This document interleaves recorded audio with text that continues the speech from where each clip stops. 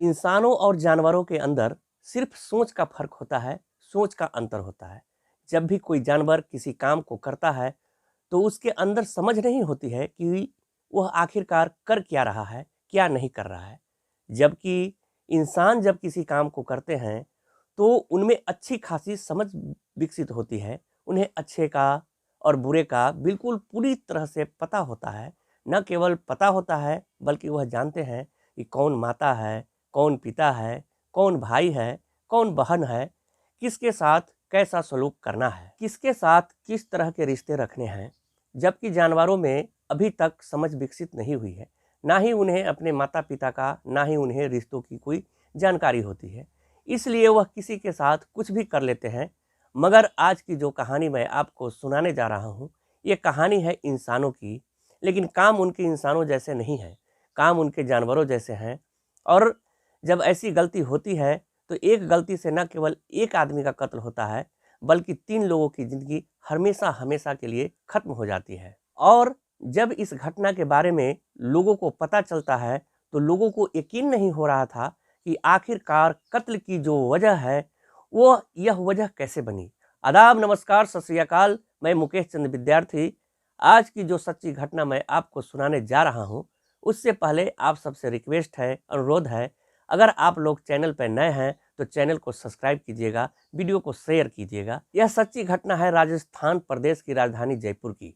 यह बात है 18 अप्रैल 2024 की रात लगभग 10:30 बजे के आसपास। रेलवे स्टेशन पर एक व्यक्ति ट्रेन का इंतजार करता है और जैसे ही ट्रेन रेलवे स्टेशन की तरफ आ रही थी तो एक लड़का अचानक से उसका पैर फिसलता है और वह जाकर ट्रैक पर गिर जाता है। शोर मचता है, लोग जोर जोर से चीखते चिल्लाते हैं, लेकिन तब तक ट्रेन गुजर जाती है। और जब ट्रेन गुजर जाती है तो उसकी मौके पर ही मौत हो जाती है। अब इस मामले की सूचना दी जाती है रेलवे पुलिस को। रेलवे पुलिस मौके पर आती है। उस मरे हुए व्यक्ति की जो लाश थी उसके शव को कब्जे में लेकर पोस्टमार्टम के लिए भेजा जाता है। साथ ही ये पता करने की कोशिश कर रहे थे कि आखिरकार ट्रेन के आगे कौन आया है, क्यों मरा है, क्या वजह है, उसकी वजह तलाश करने की कोशिश कर रहे थे। दरअसल मरने वाला होता है धर्मेंद्र मीना। और धर्मेंद्र मीना जो होता है वो जिला सवाई माधोपुर का एक गांव लगता है नरौली चौरू, वहां का रहने वाला होता है। अब इस घटना की जो सूचना थी कि धर्मेंद्र मीना अब इस दुनिया में नहीं रहे, वह खत्म हो चुके हैं, मर चुके हैं, उनके घर वालों को, परिवार वालों को जब ये सूचना दी जाती है तो सूचना पहले वायरलेस के माध्यम से पुलिस सूचना दे रही थी। तो यह वायरलेस पूरे प्रदेश भर में जगह जगह होता हुआ सीधा पहुंच जाता है उस जगह पर जहां की पुलिस इस व्यक्ति को तलाश कर रही थी। दरअसल वह जगह होती है राजस्थान प्रदेश का एक जिला होता है दौसा, और दौसा का ही एक थाना है लालसोट।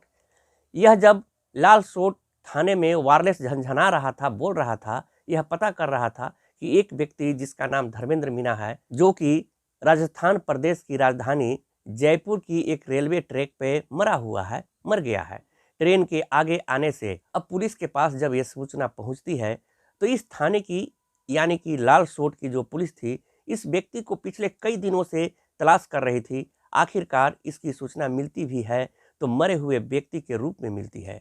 अब पुलिस इससे पहले कि आगे कुछ कदम उठाती, कुछ करती, तभी पुलिस अपने काम में बिजी हो जाती है। और इसी रात यानी कि 18 अप्रैल 2024 की रात जब आगे बढ़ती है तो 19 अप्रैल की रात भी शुरू हो जाती है। 18 और 19 अप्रैल के दरमियान रात इनकी 1:15 के आसपास एक व्यक्ति होता है जो हवालात के अंदर बंद था।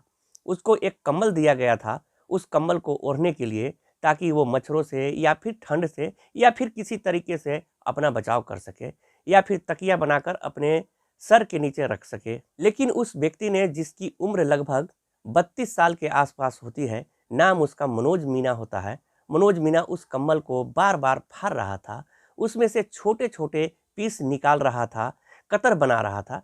जैसे किसी रस्सी को बांटने के लिए, रस्सी को तैयार करने के लिए पतली सी कुछ रस्सियों की ज़रूरत पड़ती है, तो उसने कंबल को उसी हिसाब से काटना शुरू कर दिया। काटते काटते उसने एक रस्सी तैयार कर लेता है। और रस्सी तैयार करने के बाद, हालांकि इस बीच में बार बार जो संतरी होता है, जो थाने में जिसकी तैनाती होती है, वो बार बार अपने डंडे से जो दरवाज़ा होता है उस दरवाजे को मार रहा था, यह देखने के लिए कि आखिरकार सब कुछ ठीक है कि नहीं।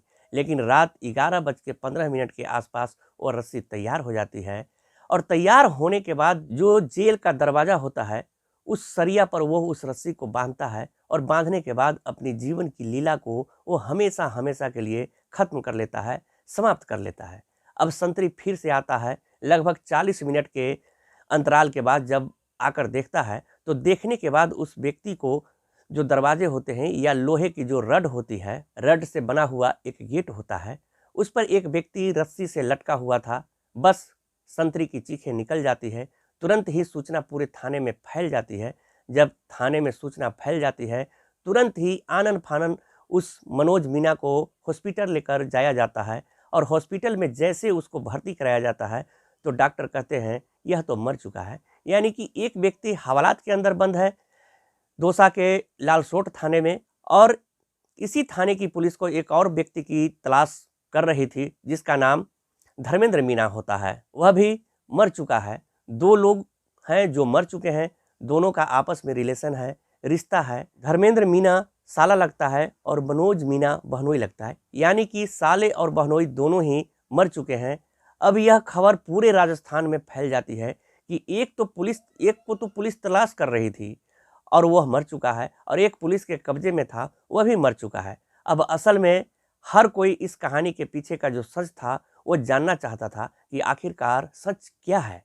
तो कहानी शुरू होती है साल 2022 से। दौसा जिले का जो लालसोट थाना लगता है उसका गांव तालाब है।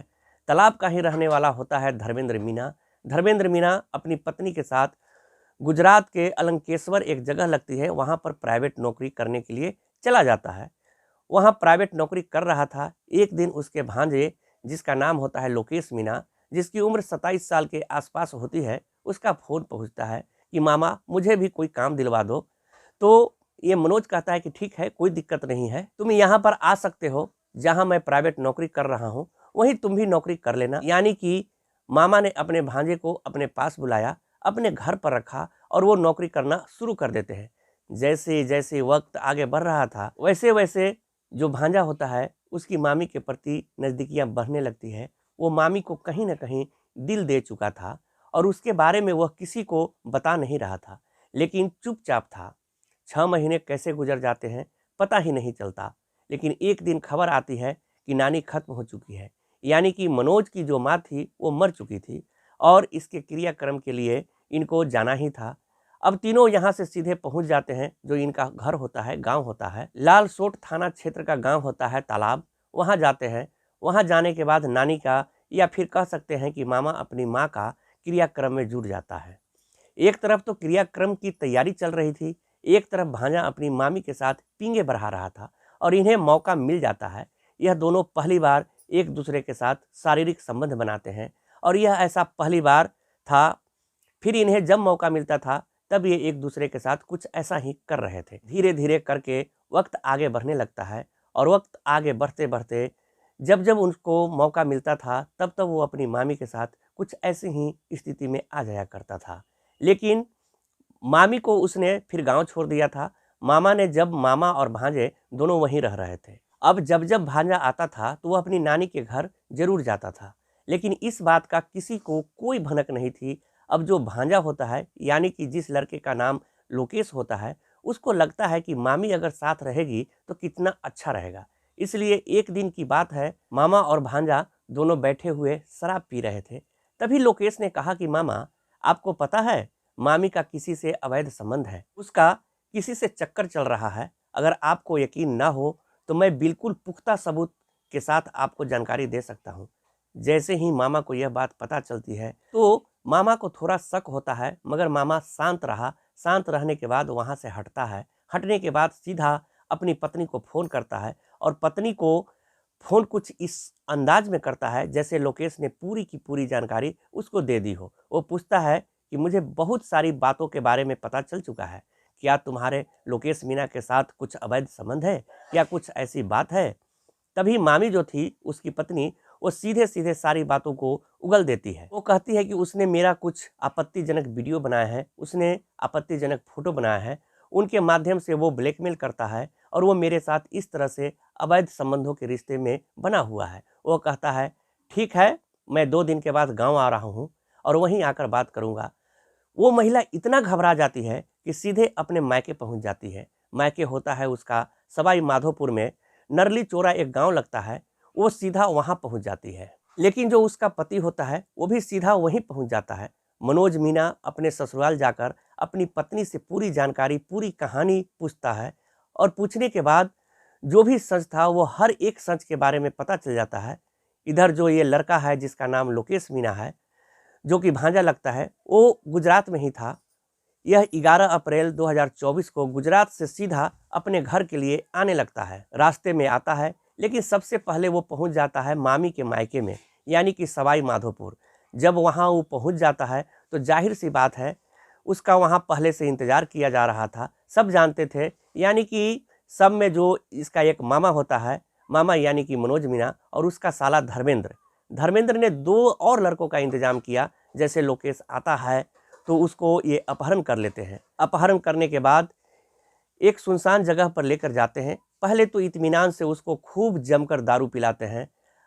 जब वह खूब जमकर शराब पी लेता है, जब पूरी तरह से नशे में आ जाता है, तब उससे पूछा जाता है कि ये कहानी कैसे शुरू होती है। अब वह इधर उधर की बातें करने लगा, झूठ बोलने लगा। तभी मामा और मामा का जो साला था उसको बहुत गुस्सा आने लगा। उसके साथ जो 2 व्यक्ति थे उनको भी गुस्सा आने लगा। अब उन्होंने उसको पीटना शुरू कर दिया। पीट रहे थे, वीडियो बना रहे थे, शराब भी पिला रहे थे। लगातार ये तीनों काम एक साथ कर रहे थे। उसको तब तक पीटते हैं जब तक उसकी मौत नहीं हो जाती है। जब वह मर जाता है तो यहाँ से लगभग 7 किलोमीटर दूर एक जगह लगती है। उस जगह का जो नाम होता है वह मरना डुंगुर थाना होता है। वहाँ पर एक मुरल नदी के किनारे जाकर एक गड्ढा खोदा जाता है और गड्ढा खोदने के बाद उसकी लाश को वहीं दबा दिया जाता है। लाश दबाने के बाद मरने वाले लड़के का मामा और मामा का जो साला होता है वो अपने अपने काम में बिजी हो जाते हैं, चुपचाप निकल जाते हैं। लेकिन जो लड़का था, जब ये गुजरात से निकला था अपने घर के लिए, तो अपने परिवार वालों को फ़ोन कर देता है। कहता है मैं गांव आ रहा हूं और वहीं आके बात करेंगे। लेकिन जब वो गांव पहुंचता ही नहीं तो घर वालों की, परिवार वालों की चिंता बढ़ जाती है। 11 तारीख को वो वहां से चला था, लेकिन धीरे धीरे करके 16 तारीख आ जाती है। इसी बीच में जो उसका एक भाई होता है जिसका नाम कुंजीलाल मीना होता है, वो लगातार अपने भाई से संपर्क साधने की कोशिश कर रहा था। मोबाइल नंबर उसका बंद हो जाता है। इसी बीच में उसने हर जगह तलाश करने की कोशिश की और साथ ही साथ अपने मामा से भी पूछा कि मामा, क्या तुमने देखा है कि भैया लोकेश अभी आया नहीं है, कहाँ नहीं है। तो उसका जो मामा होता है वह सही जानकारी नहीं देता है और जब उससे सवाल पूछे जाते हैं तो वो इधर उधर की जानकारी देने लगता है। इसी बात पर जो लड़का होता है कुंजीलाल मीना, इसको थोड़ा शक हो जाता है कि हो न हो ये मेरा जो भाई गायब है उसको गायब करने में मामा का ही हाथ है। तभी वो 16 अप्रैल 2024 को लालसोट थाने में जाता है। जाकर अपने मामा के खिलाफ शिकायत दर्ज करता है।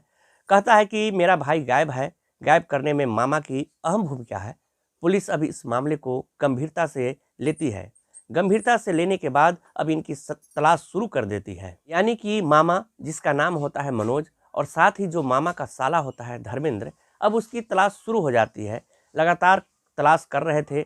मनोज मीना तो पुलिस के हत्थे चढ़ जाता है, लेकिन धर्मेंद्र पुलिस के हत्थे नहीं चढ़ता। उसे जब हवालात में बंद किया जाता है, उस रात 18 और 19 अप्रैल 2024 की रात को, एक तरफ तो जो मामा होता है वह हवालात में बंद था, उसकी मौत को गले लगा लेता है, और जो उसका साला होता है वह जयपुर में ट्रेन के आगे कूदकर आत्महत्या कर लेता है। इस घटना का जब खुलासा होता है और मरने के कारण का जब पता चलता है, भांजे का तो पता चलता है कि उसके मामी के साथ अवैध संबंध थे और अवैध संबंधों से नाराज मामा ने अपने साले के साथ मिलकर, उसके 2 साथियों के साथ मिलकर भांजे की बहुत भयंकर तरीके से, खूंखार तरीके से उसकी हत्या कर देता है। और हत्या करने के बाद ऐसा हो गया था जैसे क्या कभी इस घटनाक्रम का खुलासा ही नहीं होगा।